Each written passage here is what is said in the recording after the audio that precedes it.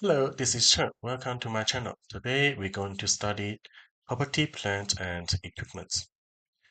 So first, let's look at the overall structure of this chapter. We're going to study recognition and the initial measurement of PPE, subsequent measurements, and disposal. So PPE is a foundation chapter. Once you understand it, it's not difficult. It will be integrated with many other chapters, but generally speaking, if PPE appears in the exam, it is considered a high-scoring and relatively easy area. So let's not waste time and jump straight in. There's still quite a lot of content in this chapter. So first, what is PPE and what are the recognition criteria? The definition of PPE are hold for use in the production or supply of goods or service, or for rental to others, or for administrative purpose, and are expected to be used for more than one period.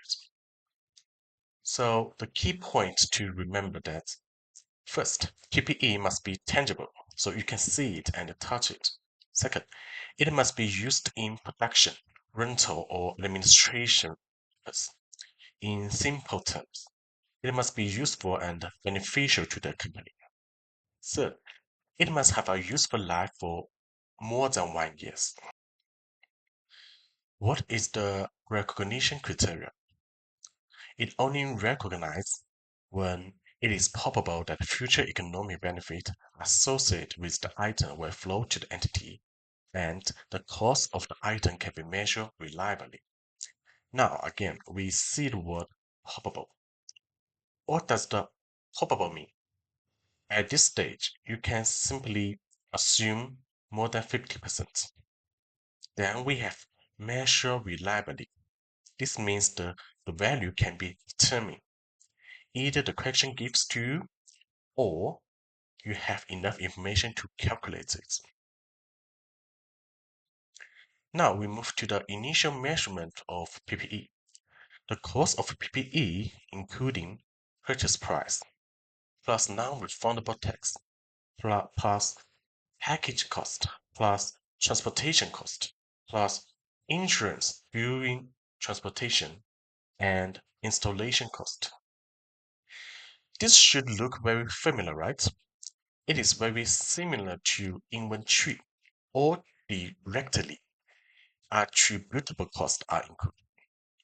But have you ever thought about why? What is the logic behind this?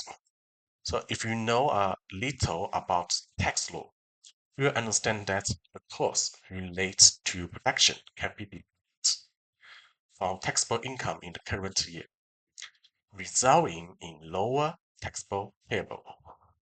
This is the key logic. So once you understand it, you fully understand why cost includes so many components. I have already explained non-refundable tax and transport costs in the inventory chapter. What I want to emphasize here is insurance. So please note, this refers to insurance during the transportation, not ongoing insurance after the asset is in use. As for installation fee, think about it in this way. So this machine are complicated and you are an accountant. You do not know how to install it, so you need a professional to do this. In accounting, we say that bring the assets into use. Therefore, all costs incurred before the asset is ready to use are included in the cost. Now, here comes our exam points. If the equation asks whether staff training cost or purchase salary should be capitalized, are this part of the asset cost? Look at the objects. Those costs relate to the people, not the machine. So it's not directly attributable to the assets. So it is not capitalized. Those are the administration expense. Now we learn an important principle. Allocating cost use fair value. So let's do the small picture. The company SA purchased three machines, A, B, and C, for a total of 500K. There are no individual price. Total transport costs are 50K.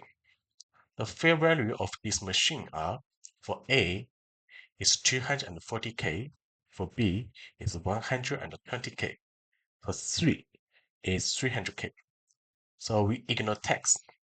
What is the initial measurement of each machine?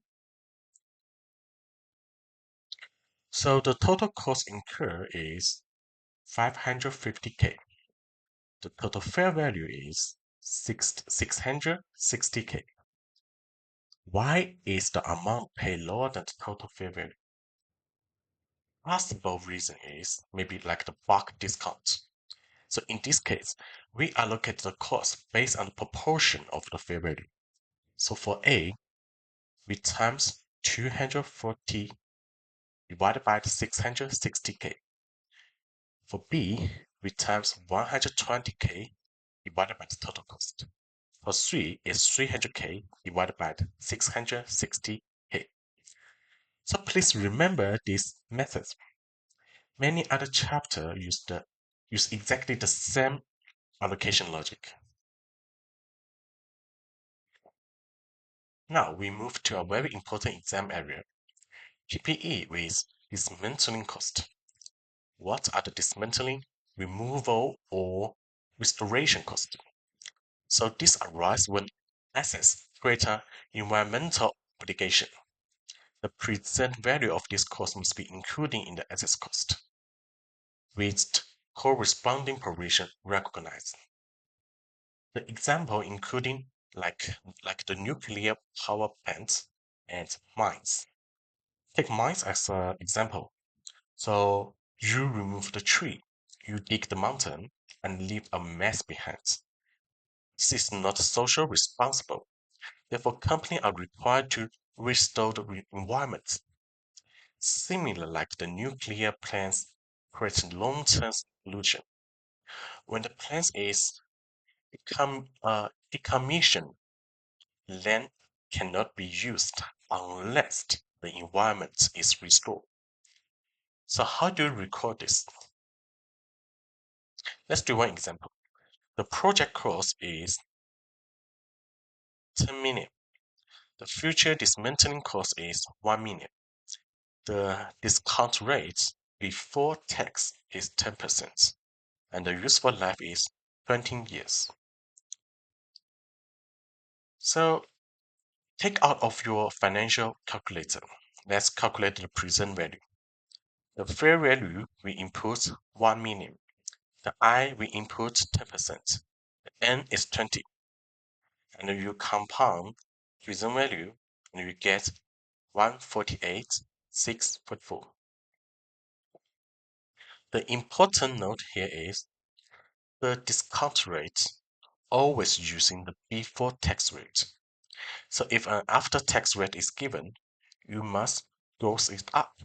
So in South Africa, the corporate tax is 27%. So you need to divide by 0.73.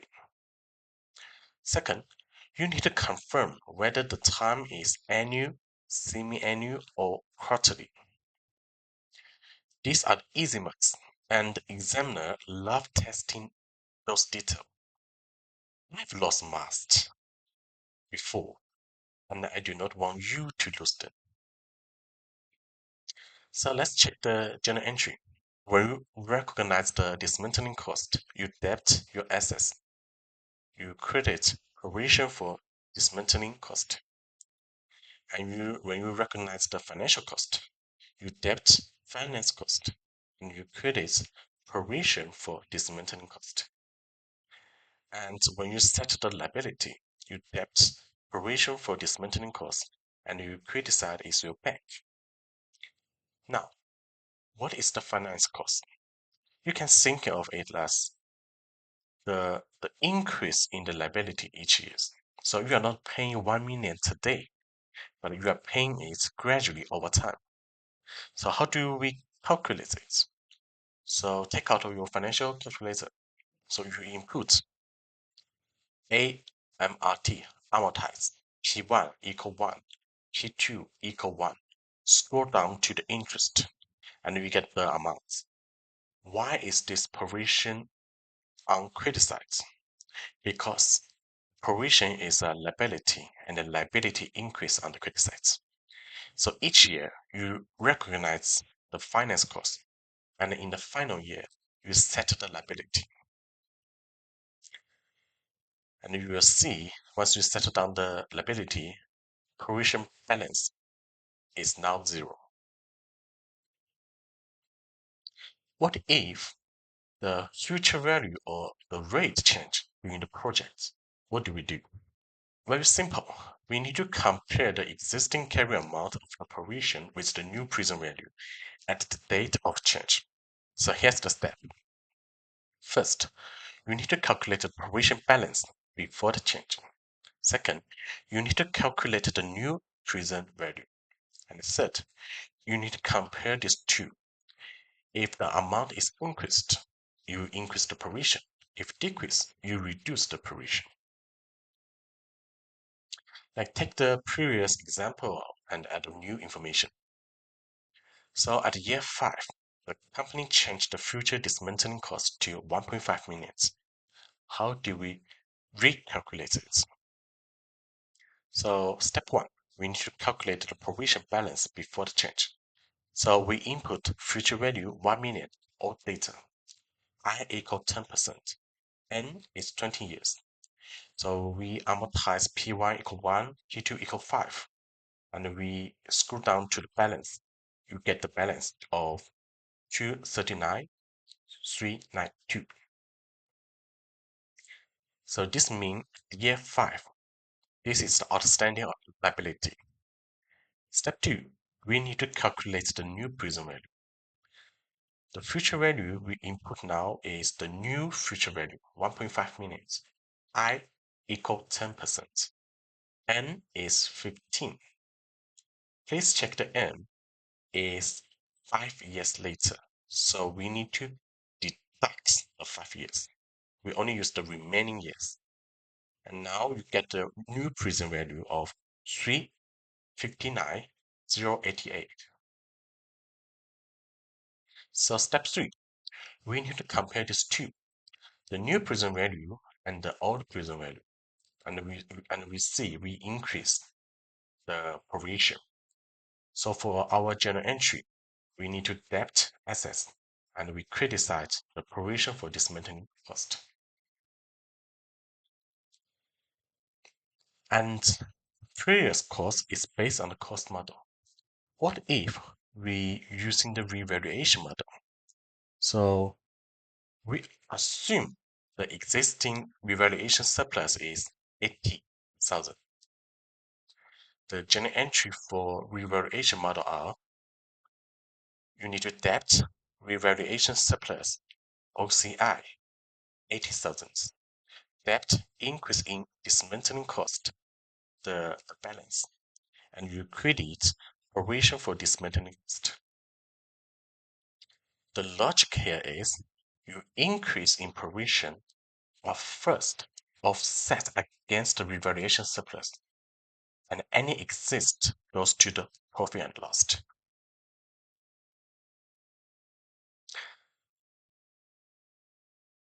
Now let's move to part 2, subsequent measurements. First, why is land not depreciate? Because land generally appreciate in value. Unless one day we start interstellar migration and land becomes worthless, the standards will never change. So here's the small example points. If your asset is under the repair, we continue with depreciation.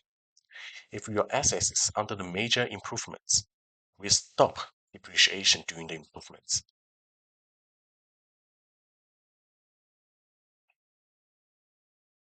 So what depreciation methods we have? So we have straight line methods, reducing balance methods, and the unit of production methods. We're going to use example to study those three methods. Straight line method is very simple. We're using the cost minus residual value divided by the useful life. So in this example, the cost is 550K. The residual value is 50,000. The useful life is 10 years. So the cost, we use cost minus residual value and the balance divided by 10. So we get depreciation amount is 50,000 per year. Please note, if both useful life and economic life are given, we use the useful life. Now, reducing balance methods is more complicated because every year the calculation seems to change. But don't panic. In the exam, most of the time, the examiner will give you the accumulated depreciation. So you can simply apply the formula directly. The basic formula is we're using the cost minus the residual value minus the accumulated depreciation, and we times the depreciation rate. The depreciation rate is 1 divided by useful life. So in this example, depreciation rate is 1 divided by 10 equal 10%. So for the year 1, we still start from 0 accumulate depreciation. So you see we're using 0 in the year 1.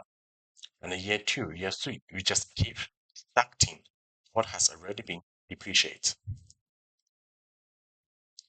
Now here comes a real exam skill. What if the question does not give you the accumulated depreciation? This is where many students freeze.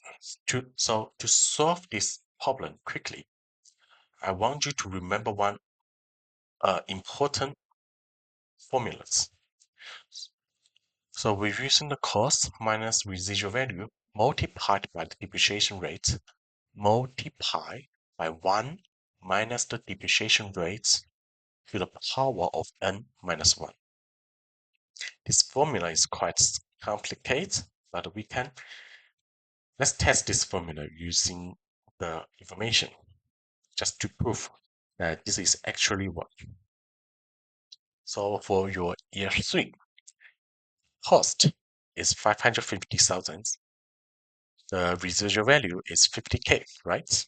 So we times the depreciation rate is 10%. And we times 1 minus 10% to the power of 3 minus 1 because it's year 3. So we get the depreciation amount is 40,500. So let's check these two. Is these two the same, right?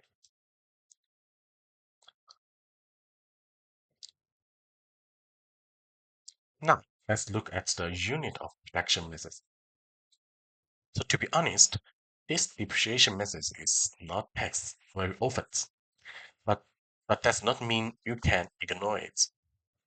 So I always tell my friends this, just because something is rarely tested doesn't mean it will never be tested. In fact, during my CTA year, I personally encountered serious questions that are considered unlikely or unpopular topic. And if you don't recognize the methods, you lose the mark immediately. The logic of these methods is actually very simple. So we no longer care about the years, we care about the usage. So the formula is we're using the cost minus residual value multiplied by actual production divided by the total estimated production. So once you understand the logic, methods become very straightforward. So let's do one example. So assume this machine produced in total 50,000 units. So for the first year, we produced 2,000. And the second year, we produced 2,500 units. So the depreciation for year 1, we're using the cost minus the residual value times the 2,000 produced divided by the total estimated production, 50,000. So we get the depreciation amount is 20,000.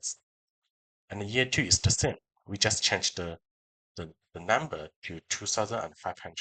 And we get the depreciation amount of 25,000.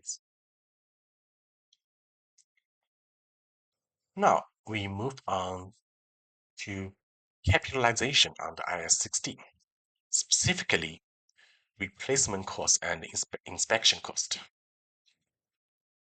So when students first see this section in the textbook, they often feel overwhelming because the book spends a lot of time explaining it. But I want to be very clear with you, the logic itself is not complicated. The examiner will usually help you by setting up the scenario. The first question you must always ask yourself is this a separate component or not? If it is separate component, you depreciation it using its own useful life. If it is not, then you follow the useful life of the main assets. So very often, the correction will not give you the original cost of replacement parts. Instead, it will tell you how much the company paid when the replacement happened. So in accounting, that replacement cost is deemed to be the cost of the components. Another very important exam technique here is always to draw timeline. The question will usually tell your story. Something happened after a few years, then something else happened later. If you do not draw timeline, it is very easy to get confused. So in your calculation, always separate the main assets and the replacement parts. Recognize the old parts, that is carry amounts. Recognize the new cost and then calculate the depreciation found there. So let's stop explaining it and go straight into an example. Examples are the best way to understand this topic. ABC Airline purchased an aircraft in 2010 for 80 minutes. The engine cost is 5 minutes. Engine not crates as a separate component. The useful life is 25 years and no residual value. So in 2025, the engine is replaced with a better one costing 8 minutes. Calculate the carrying amount of the aircraft. The very first question I want to ask is this treated as a separate component? Answer is no. So that means we're using the aircraft's useful life, not the separate engine life. Step 2, we need to draw timeline. We need to mark 2010 as the purchase dates and 2020 and 2025 as the replacement dates. And step 3, we need to do the calculation. Now, once you follow these steps, the number becomes much easier to manage. So, let's check the answer. Step 1. What's the key accounting question? The question tells us that ABC Airline purchased an aircraft in 2010 for 80 minutes. We are also told that the engine was not treated as a separate component. This single sentence is extremely important because the engine was not recognized as a separate component, so we cannot depreciate it separately, and we cannot de-recognize it separately. From an accounting point of view, the entire aircraft is treated as a one single asset. Step 2, we need to draw the timeline. So before doing any calculation, let's organize the information using the timeline. The aircraft was purchased in 2010. The engine was replaced in 2025.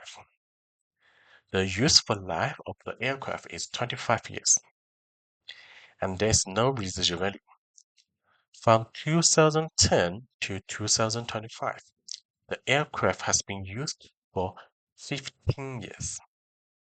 This number is crucial because all our depreciation calculation depends on it. So step 3, we need to calculate the depreciation up to the replacement date. The original cost of the aircraft is 80 minutes. The useful life is 25.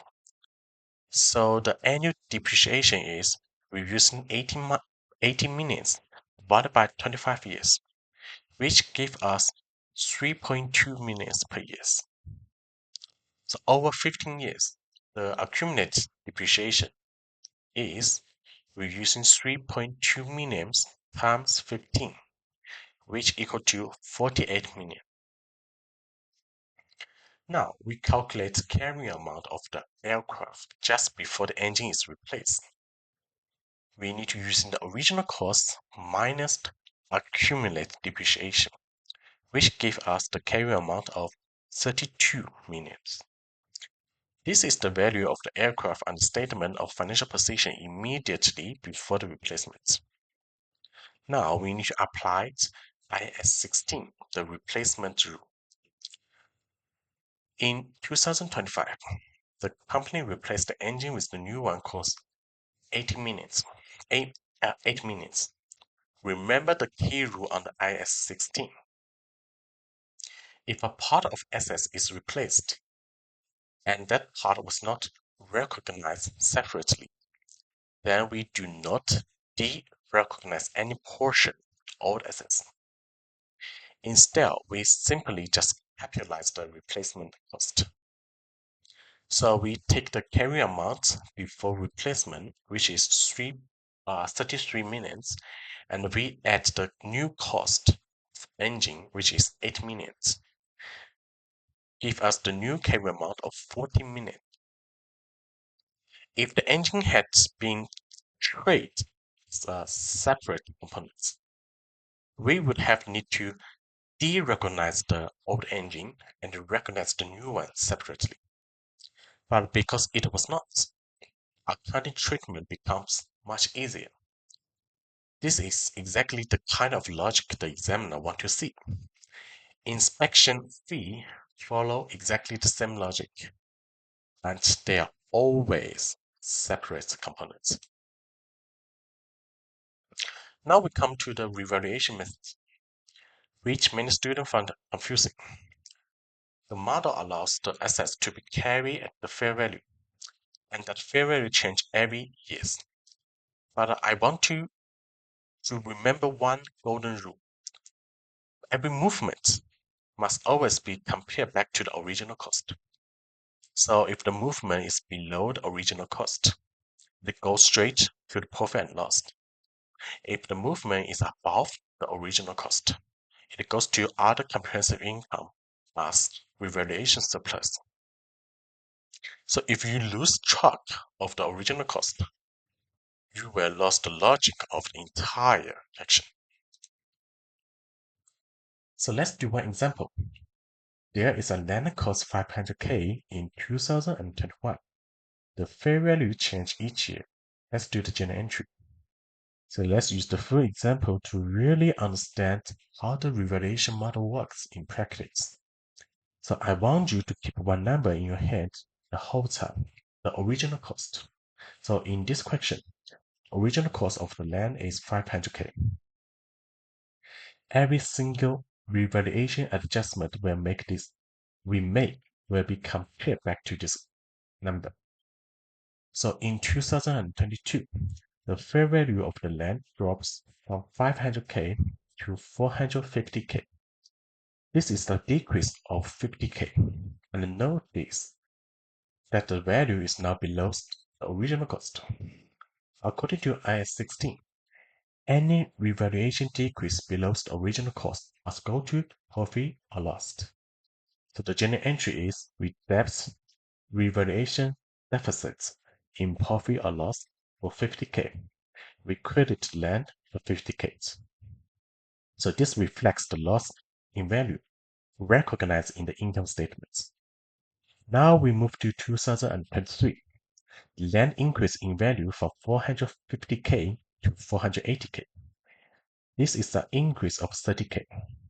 But very importantly, even after this increased, the value of this land is still below the original cost of 500K.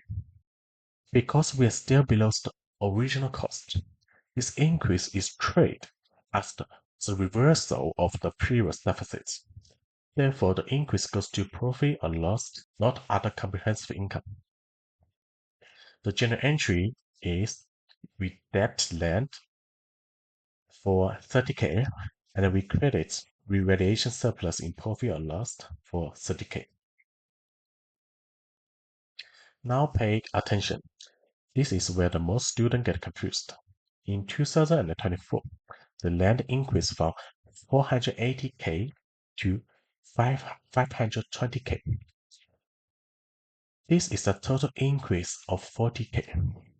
But now the carrying amount has gone above the original cost, so we must split the increase. The portion that brings the assets back up to the original cost goes to profit or loss. That portion is 20,000. The remaining increased part above the original cost goes to other comprehensive income plus a revaluation surplus. That portion is 20,000. So the journal entry now is we debt the land 40,000.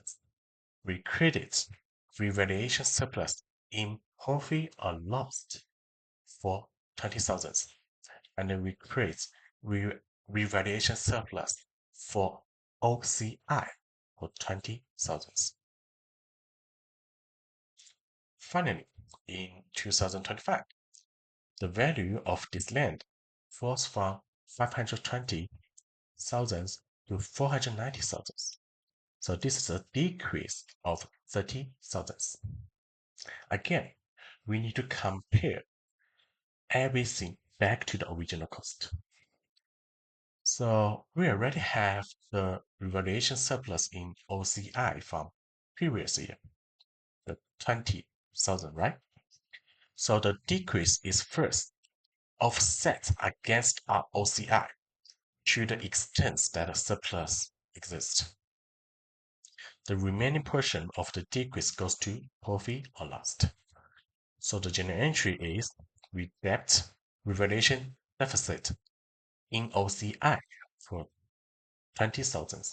We debt revaluation deficit in profit or loss in 10,000. And we credit land for 30,000. If you remember only one thing from this example, remember this. Under the revaluation model, every movement is always compared back to the original cost. If the cost below the original cost, we go to profit or loss. If above the original cost, we go to other comprehensive income. Now let's move to part 3, disposal of PPE. This section is actually much simple than student expects, but it is also very easy to lose mark if you rush it. So under IAS 16, an item of a PPE must be derecognized from the statement of financial position in two situations. First, when the asset is disposed of. Second, when no future economic benefit are expected from the assets used or from its disposal. So the key idea here is very simple. If the asset is no longer generating benefits for the business, it should no longer stay on the balance sheet. So when we say disposal, we do not only mean selling the assets. This disposal can take many forms. It can be sales, transfer, scrapping the assets, converting it into investment property, a non-monetary exchange, or even debt restructuring. As long as the assets leave PPE or stop providing the future economic benefits, derecognition is required. So once the asset is derecognized, we need to compare two numbers. We compare the process received, if any, with the carrying amount of the assets at the date of disposal. The difference between those two amounts is either a gain or loss. And this is very important for the exam.